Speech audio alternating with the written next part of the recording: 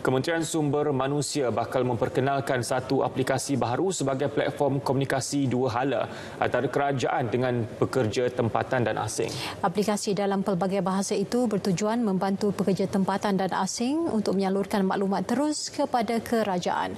Menteri Datuk Seri M. Sarabanan menjelaskan pelancaran aplikasi yang dijangka pada 11 Januari depan bakal memberi peluang kepada pekerja untuk bermaklumkan secara terus kepada kerajaan mengenai sebarang pengabaian kebajikan oleh majikan terhadap pekerja mereka.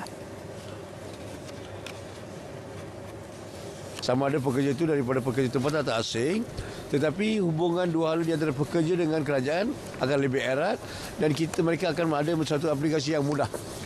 Di mana apabila majikan tak sediakan suasana yang sesuai dari segi akta 446 ataupun mengikut SOP kesihatan, kita akan terus dapat maklumat.